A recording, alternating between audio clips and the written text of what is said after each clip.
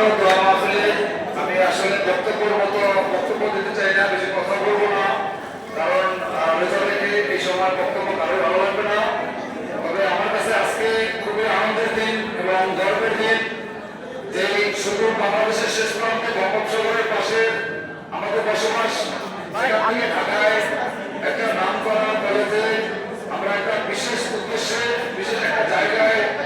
একটা প্ল্যাটফর্মে